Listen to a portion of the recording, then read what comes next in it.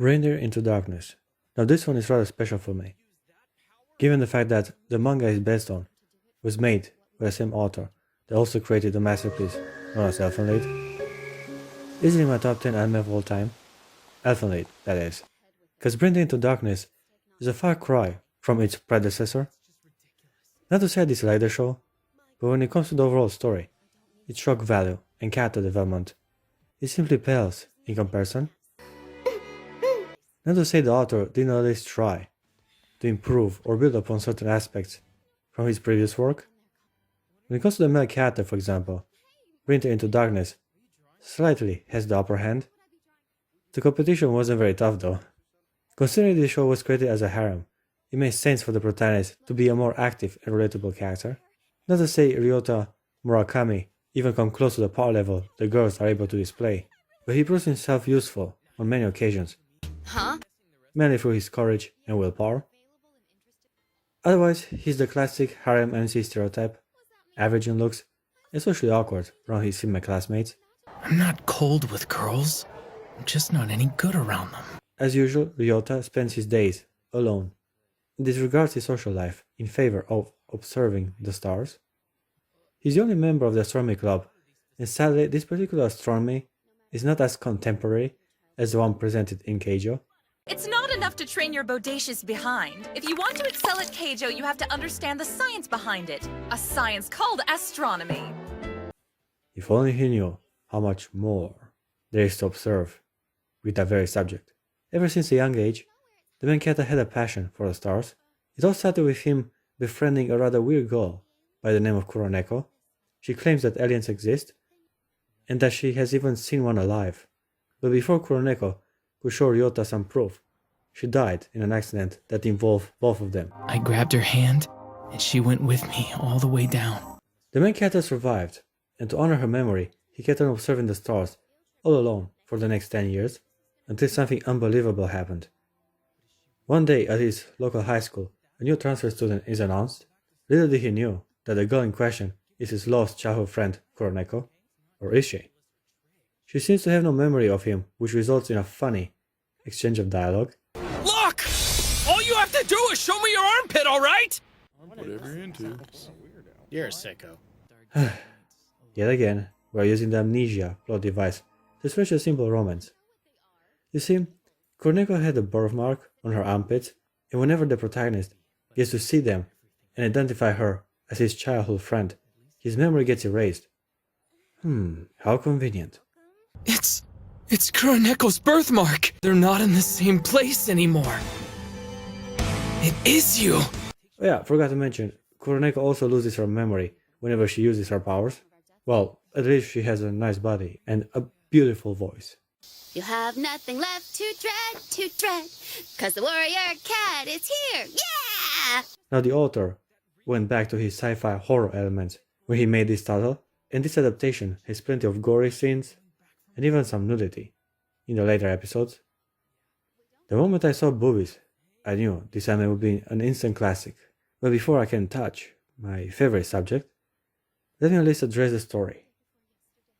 As I said before, the narrative threads aren't that well connected and numerous character arcs end abruptly with disappointing resolutions.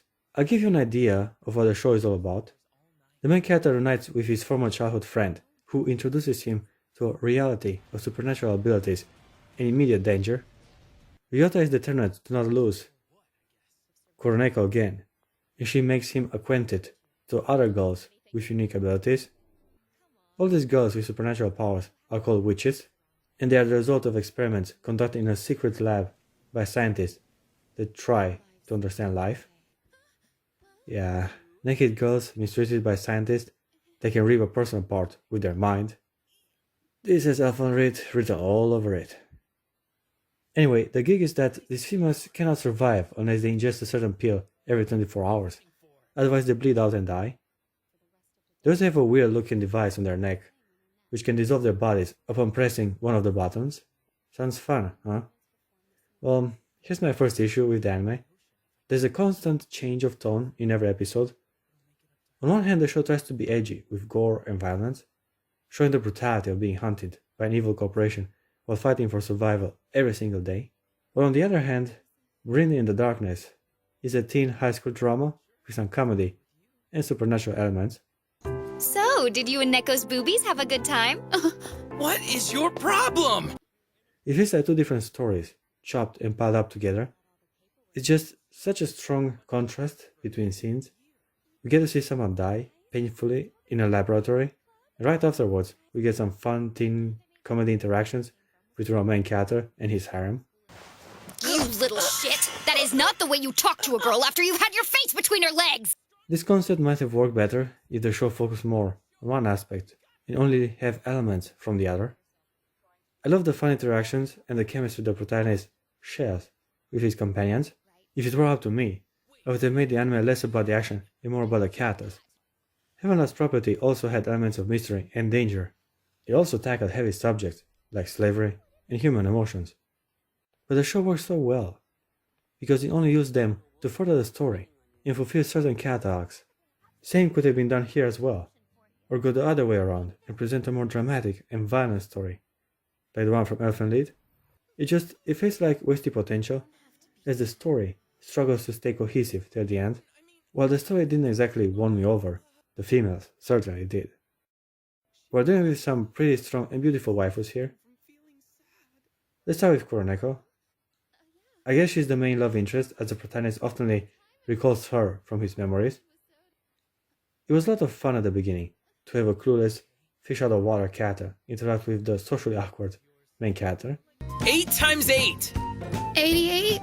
How did someone who can't do simple multiplication get into our high school? At first, she knew very little of the outside world, and Ryota was more or less the reason she was able to enjoy a normal and peaceful life, even if only for a while. Guess she has a tight body as well, otherwise her personality ain't that memorable. She ain't as much fun as the next chick I'm gonna introduce, Kazumi Schlierenzauer. And if the name didn't give it away, she's German. Uns auf Sie! The other of the story is really fun of Germanic mythology. From what I can recall, all episode titles in Elfen Lied had German words in them, like Begegnung or Vernichtung. Here German words are only briefly mentioned or spoken. The writing on the tablet said kill all the witches, not destroy them. What did you see on the screen? Destroy all the witches immediately. Well, Kazumi is the girl I like the most, strangely enough solely for her personality, because she's flat as timber otherwise.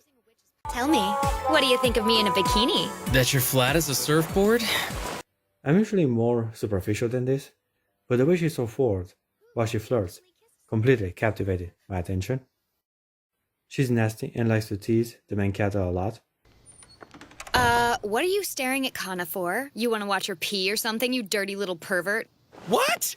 Of course, she's actually shy and insecure on the inside, and only acts perverted to compensate for being completely unexperienced with romance. I thought all you witches were virgins anyway. Okay, so I'm a virgin. I don't see what the big deal is. If you were after me, I'd have her end up with the main character. I mean, she obviously has feelings for him.